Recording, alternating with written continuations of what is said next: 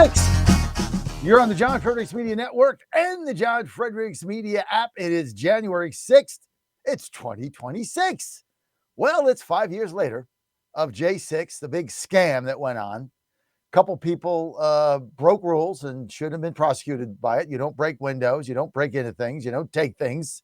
You don't climb scaffolding, all of that. But basically, the whole J6 thing was a hoax. We still, to this day, have no idea how many FBI infiltrators were there. No one knows really what the extent of this was. You had grandmas going in there wandering around. You had cops encouraging people to go in. You have no idea the depth of that hoax that went on. And a lot of people did time for it. I've said this from day one, if you broke a law, then you deserve to be punished. Breaking windows, breaking into things, stealing stuff, going into people's offices, there's laws against that. Climbing scaffolding, not right. But for the people that did nothing, we still to this day don't know what the infiltrators are. We've never got to the bottom of this, and we probably never will, because this is another cover-up by the libtards and by the leftists and by the Democrats. They're all the same. Basically, today is also the end of Marjorie Taylor Greene. Good riddance. Don't let the door hit you in the keister on the way out. Here's your hat. What's your hurry? Take a long walk off a short pier till your hat floats.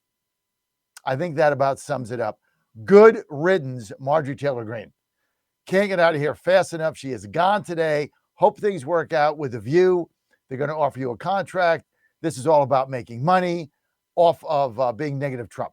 If I became negative Trump and just decided, well, I'm just going to cash out, make money, I'd be on all these shows too, making a fortune, clickbait and everything else, because everybody would serve me up saying he turned on Trump, and therefore I'd get millions of views by the communists.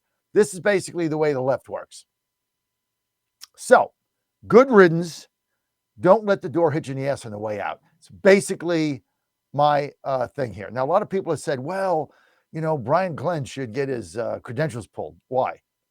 Just because a guy marries her, he's got his own deal to do, right? You start pulling credentials because of somebody that marries somebody who you don't like what their spouse does, he's going to marry her. That's his business. I'm not involved. But as far as pulling his credentials, no, there's no reason to do that. And I wouldn't do it. And I would be stunned if someone did that. It's got nothing to do with him. If he decides to marry her, he decides to marry her. His reporting has to stand on its own. And that's going to be up to the White House comms, but I wouldn't do it, right? My son's a liberal, my older one. You pull mine because he's a left-winger in Arizona State? No. I mean, he is what he is, right? I love him to death. Just saw him for a week. Doing great. Runs one of my companies in West Virginia. Doing a super job, getting his PhD.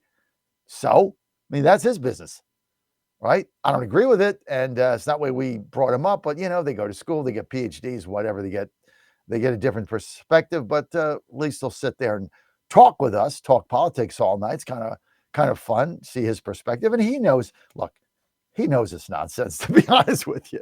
Like, Ann and I, Mom and I, at the end of the night just laugh because he knows it's nonsense, right?